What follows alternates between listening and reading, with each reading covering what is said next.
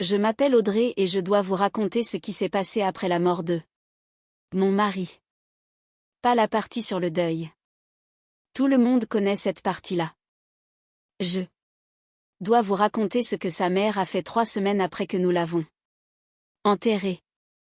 Elle a choisi ce moment précis où l'on déambule d'une pièce à l'autre, où l'on accomplit des tâches machinalement et où l'on prononce les paroles qu'il faut, sans que rien de tout cela ne semble réel, parce que l'on agit comme déconnecté de son propre corps.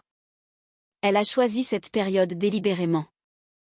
Je le comprends aujourd'hui. Mon mari, Julien, est mort un mardi de mars. Il est rentré de son footing du soir, s'est assis sur le canapé, et il était déjà parti avant l'arrivée du SAMU. 41 ans, aucun antécédent médical, aucun signe avant-coureur. Un instant il était là, et l'instant d'après, il n'était plus. Depuis ce jour, le monde a pris une toute autre apparence. Ma fille, Manon, avait 9 ans. Elle faisait ses devoirs sur la table de la cuisine quand c'est arrivé. J'étais en train de préparer le dîner. Les derniers mots que je lui ai dit avant qu'il ne sorte étaient « Ne sois pas en retard, on passe à table à 19h30 ». Ce furent les toutes dernières paroles que j'adressai à mon mari. J'ai fini par l'accepter. Cela a pris du temps, mais j'ai fait la paix avec cela. Ce avec quoi je n'ai pas fait la paix, en revanche, c'est ce que Chantal a fait. Je dois d'abord vous parler de Chantal avant de vous raconter ses actes, car il est essentiel de la comprendre pour saisir comment tout cela a pu se produire. Chantal est le genre de femme qui planifie tout comme une joueuse d'échecs, avec 12 coups d'avance, calmement, patiemment, attendant que l'échiquier soit exactement comme elle le souhaite. Elle attendait ce moment précis depuis 11 ans. Elle m'a appelé 3 semaines et 2 jours après les obsèques, alors que Manon était à l'école. J'étais assise dans cette maison que Julien et moi avions fait construire ensemble, essayant de comprendre comment continuer à y vivre sans lui. Elle m'a dit qu'elle devait me parler de la maison, le genre de sujet qu'une belle-mère aborde au téléphone alors que la veuve de son fils est seule et au plus mal. Elle m'a annoncé que la maison ne m'appartenait pas, et le sol sous mes pieds, qui s'était déjà dérobé en mars, a totalement disparu. Je ne savais pas encore que Julien m'avait laissé une lettre. Cette lettre allait tout changer. Chantal a prétendu que la maison avait été achetée au seul nom de Julien avant notre mariage et qu'elle disposait de documents prouvant que ce bien avait toujours été destiné à rester dans la famille. Elle a ajouté qu'elle me laissait 30 jours pour prendre d'autres dispositions. Je vous demande d'y réfléchir un instant. Julien était mort depuis 3 semaines. Manon n'avait plus de père. Depuis 3 semaines. Je n'avais pas dormi une nuit complète depuis mars. Je fonctionnais uniquement grâce à ce pilote automatique bien particulier qui se déclenche lorsqu'un enfant dépend de vous et que s'effondrer n'est tout simplement pas une option. Et la mère de mon mari m'appelait pour m'annoncer que j'avais 30 jours pour quitter mon chez-moi. J'ai répondu que j'avais besoin d'y réfléchir. Elle a dit, bien sûr. Elle a ajouté qu'elle était désolée pour tout ce que je traversais, et qu'elle espérait que nous pourrions régler cela sans avocat, car c'est ce que Julien aurait souhaité. Elle prononçait son nom comme s'il était de son côté dans cette discussion. J'ai dit que je la recontacterais et j'ai raccroché. Manon est rentrée de l'école 2 heures plus tard. Elle a jeté son cartable près de la porte comme d'habitude et est venue me voir. J'étais toujours assise à la table de la cuisine, exactement là où je me trouvais lorsque Chantal avait téléphoné. Elle m'a regardée et m'a dit « Maman, ça va ?» J'ai répondu « Oui, ma puce.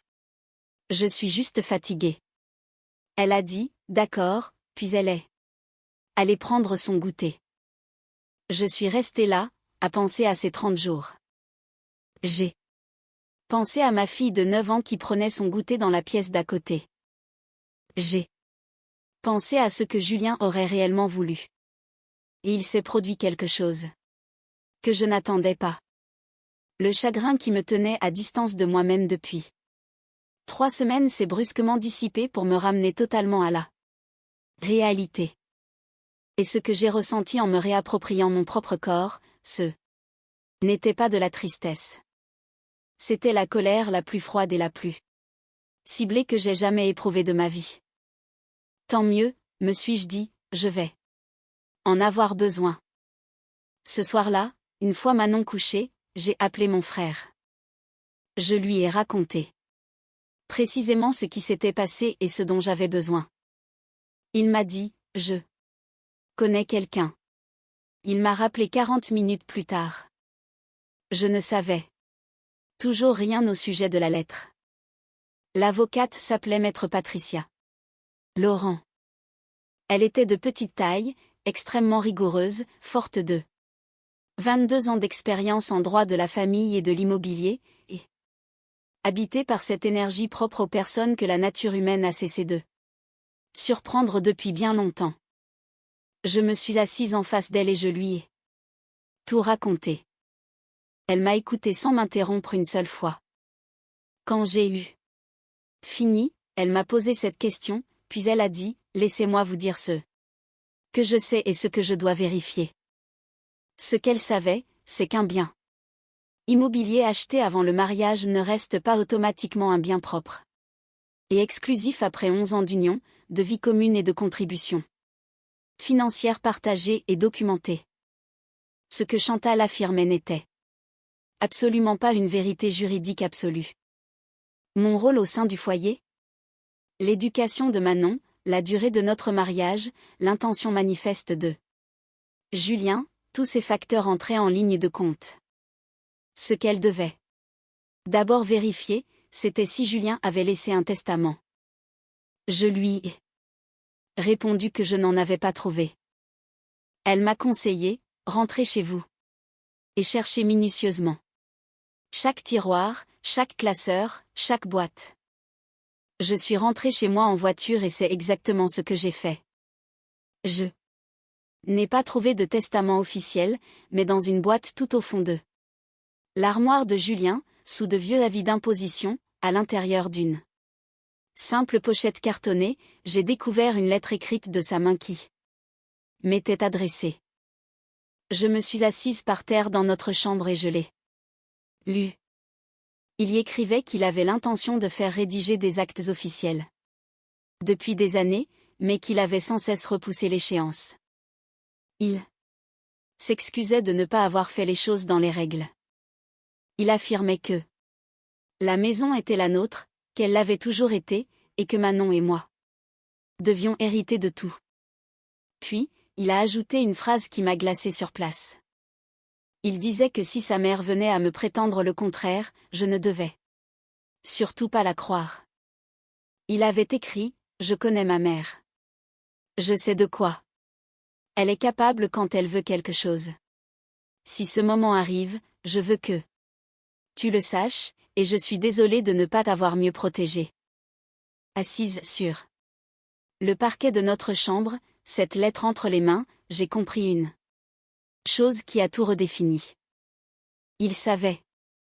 Il savait exactement de quoi elle était capable, il l'avait consignée par écrit et il l'avait laissée là pour que je le trouve. J'ai apporté la lettre à Maître Laurent le lendemain matin. Elle l'a lue 2 fois en silence. Puis elle l'a posée sur son bureau, m'a regardé et a dit. Cela change considérablement la donne. Je veux vous décrire ce que j'ai éprouvé dans ce cabinet. On imagine souvent que l'on ressent un grand soulagement, et ce fut le cas par la suite, mais sur le coup, c'était plutôt un mélange de douleur et d'autres choses de plus enfouies, quelque chose qui n'avait pas de nom bien défini. Il savait. Il le savait assez précisément pour l'écrire. Il avait aimé sa mère de la façon dont les enfants aiment les parents. Difficile, de tout leur cœur et sans pouvoir s'en empêcher. Et il nous aimait. Aussi, Manon et moi. Mais il n'avait pas su concilier ces deux réalités.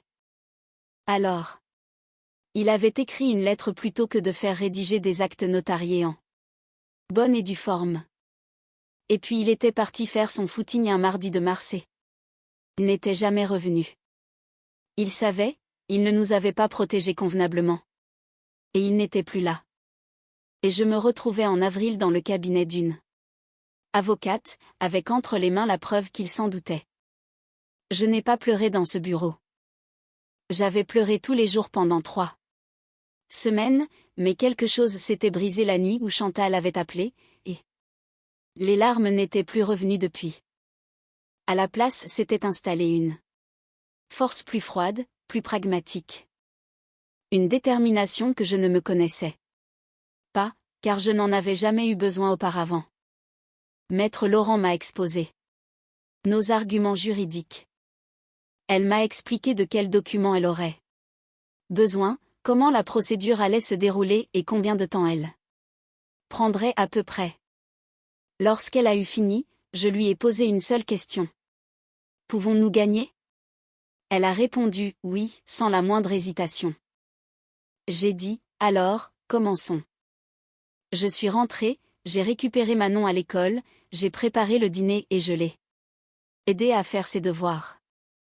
Je ne lui ai pas parlé de la lettre, car elle n'avait que 9 ans et avait déjà bien assez perdu. La protéger de tout cela était ma priorité absolue. Une fois couchée, je me suis assise à la table de la cuisine.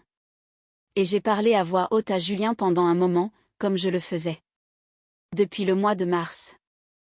Je lui ai dit que j'avais trouvé la lettre. Je lui ai dit que cela suffisait. Je lui ai promis que j'allais arranger les choses.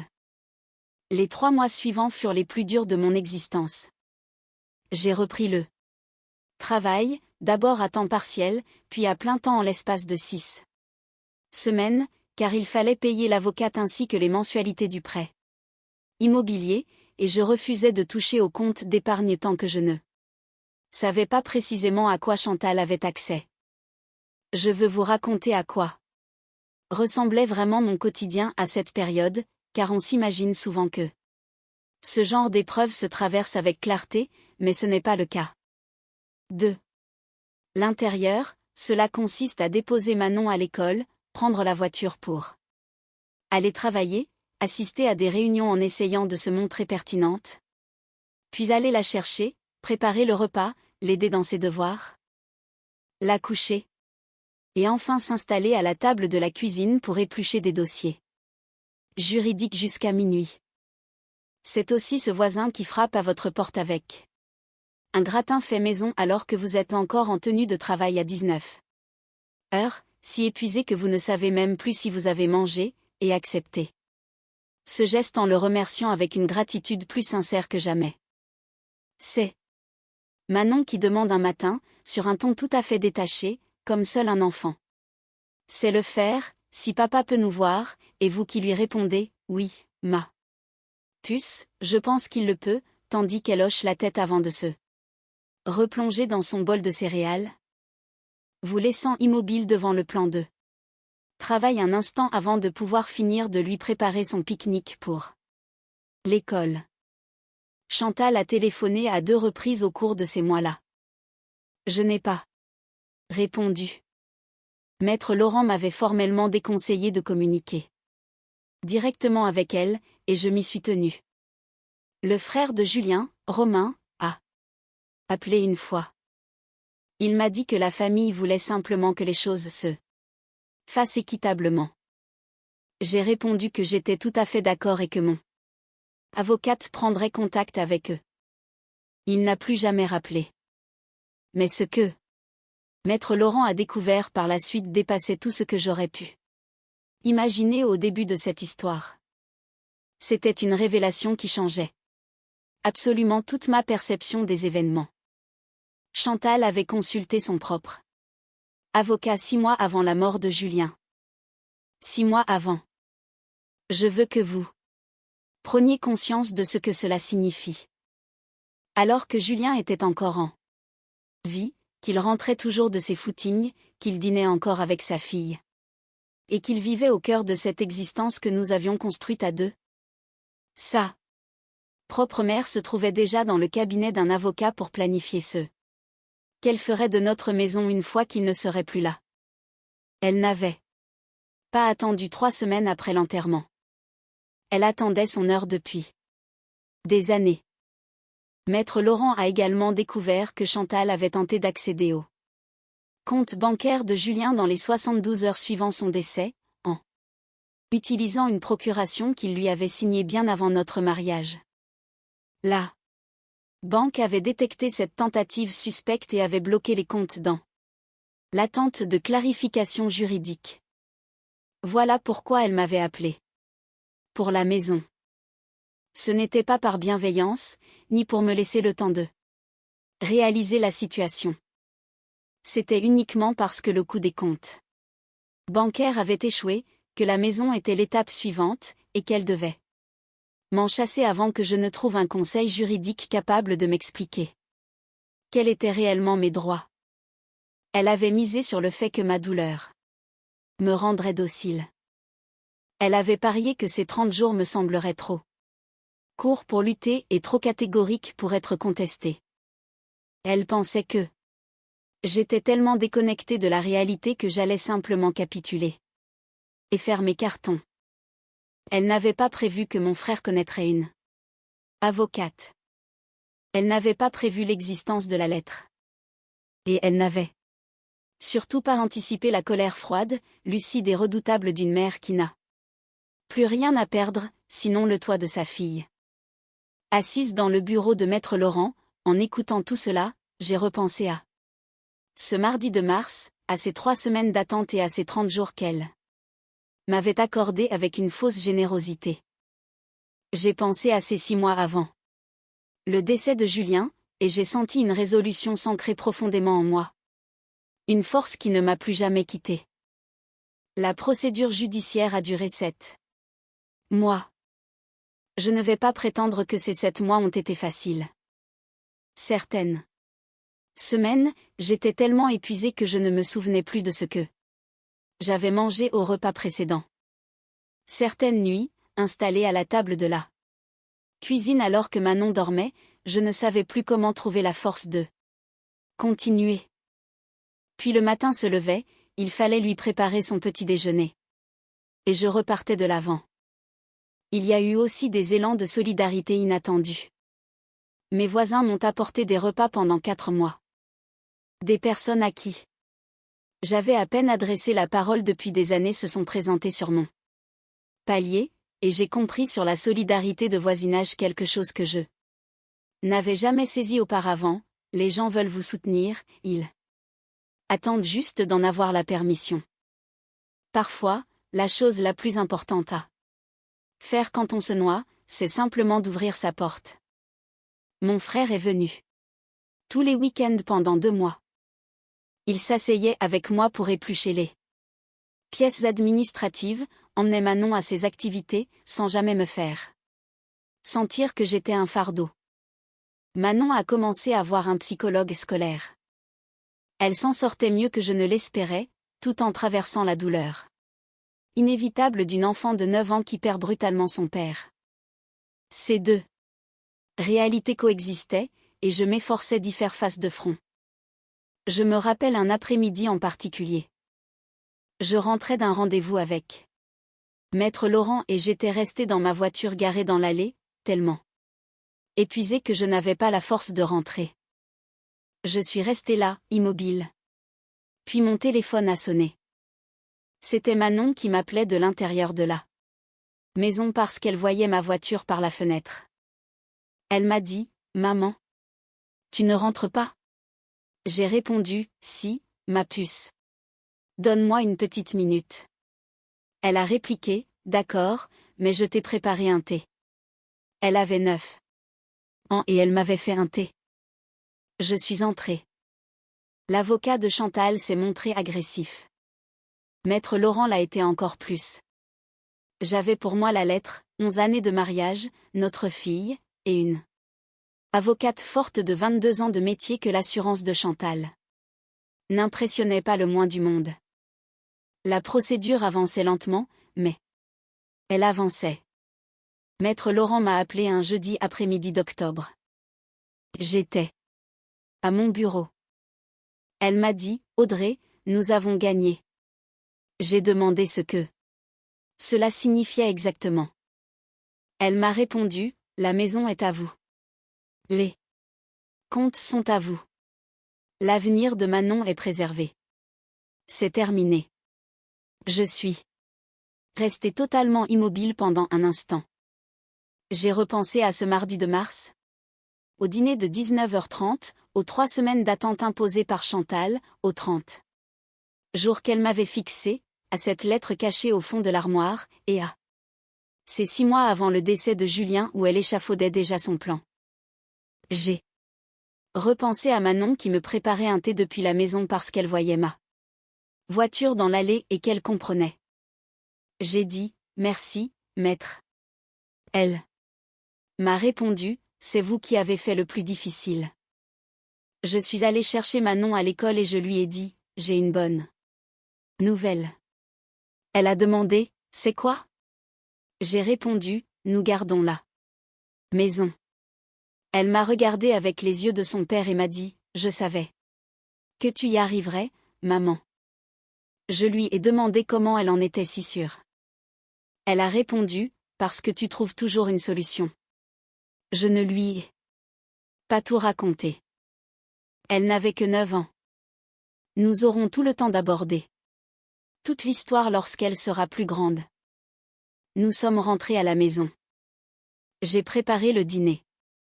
Elle a fait ses devoirs sur la table de la cuisine, cette même table où elle était installée le jour où son père est mort. Je me tenais devant les plaques de cuisson et je cuisinais.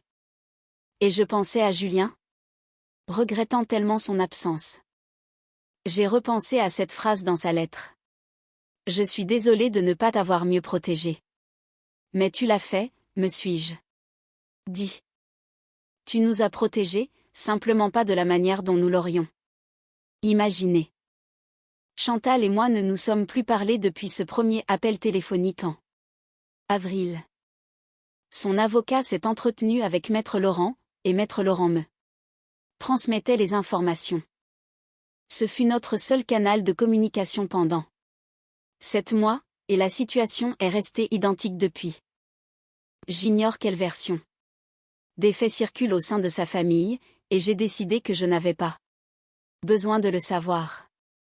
Romain m'a envoyé un message 6 semaines après l'accord.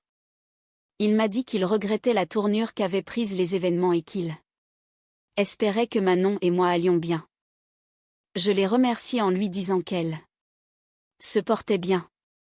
Je n'ai rien ajouté d'autre, il n'a pas insisté, et cette distance m'a semblé convenir parfaitement à notre situation. Manon sait que sa grand-mère existe. Elle ne l'a pas revue depuis la mort de Julien, car je n'ai rien fait pour encourager cette relation, et Chantal n'a pas non plus cherché à me contacter directement. J'y pense parfois, Chantal est la mère de Julien, et Manon est la fille de Julien. Ces 2 faits sont incontournables, malgré tout. Le reste. J'avance année après année, en prenant mes décisions uniquement en fonction de ce qui est réellement préférable pour Manon, plutôt que de choisir la facilité. Certains jours, c'est ce qu'il y a de plus difficile dans toute cette histoire. J'ai repris mon travail à plein temps et je l'exerce toujours. J'avais oublié à quel point j'aimais cela. Cette reprise m'a rappelé des aspects de ma personnalité qui s'étaient mis en veille durant les années où j'étais restée au foyer, et cela m'a fait du bien de renouer avec ces facettes de moi-même. Manon a maintenant 10 ans. Elle est drôle, vive d'esprit, et son père lui manque. Comme il manque aux enfants, par vagues soudaines et intenses, suivies de périodes d'insouciance, avant que le manque ne revienne à l'improviste. Je lui parle de lui régulièrement. Je veux qu'il reste concret et présent à nos côtés, sans devenir un sujet tabou parce qu'il ravive la blessure. C'était un homme bon, imparfait certes. Il ne nous a pas protégés comme il l'aurait dû et il en avait conscience. Mais il m'a laissé cette lettre au moment où j'en avais le plus besoin. Je repense souvent à cela, à toutes ces choses que nous avons l'intention de faire et que nous remettons sans cesse au lendemain, à cette lettre qu'il voulait transformer en actes juridiques officiels sans jamais y parvenir. Il a tout de même pris la peine de l'écrire. Je voudrais m'adresser directement à ceux qui lisent ce témoignage et qui traversent actuellement une épreuve insurmontable. Le deuil ne vous affaiblit pas. Je sais que l'on a cette impression. Je sais que ce fossé qu'il creuse entre vous et votre capacité à faire face au quotidien ressemble à de la vulnérabilité. Et d'une certaine manière, c'en est une. Les personnes comme Chantal misent sur cette fragilité. Elles choisissent ce moment de manière calculée. Mais le deuil apporte aussi une clarté insoupçonnée dont personne ne parle. Lorsque la perte a balayé tout ce qui n'était pas essentiel, ce qui subsiste devient limpide. Ce qui compte vraiment apparaît au grand jour, tout. Comme ce pourquoi vous êtes prête à vous battre. Je n'avais jamais été aussi sûre d'une chose dans ma vie qu'en restant assise à cette table de cuisine. Après l'appel de Chantal, avec la certitude absolue que Manon n'allait pas perdre sa maison après avoir perdu son père. Pas tant que je respirerais. Cette conviction a été ma plus grande force pendant ces 7 mois. Plus forte que n'importe quel argument de droit, plus forte même que la lettre, bien que celle-ci nous ait énormément aidés. Mettez de l'ordre dans vos affaires administratives dès à présent. Pas plus tard. Pas quand vous en aurez le temps. Maintenant. Les personnes que vous aimez méritent une protection digne de ce nom. Et protéger dignement signifie le faire par écrit, et par écrit dès aujourd'hui. Trouvez un avocat avant d'en avoir besoin. Assurez-vous d'avoir un proche à appeler qui pourra vous donner des coordonnées professionnelles en 40 minutes, sans poser de questions superflues. Et si quelqu'un choisit le moment de votre deuil pour agir contre vous, rappelez-vous ceci, vous avez le droit de réagir. Vous avez le droit de vous battre. Vous avez le droit d'être à la fois profondément anéantie et redoutablement combative. Julien aurait voulu cela pour Manon. Elle le méritait. Je m'appelle Audrey et j'écris ces mots depuis la table de ma cuisine. Il est 23h30. Manon dort dans la pièce d'à côté, dans cette maison qui lui appartient désormais.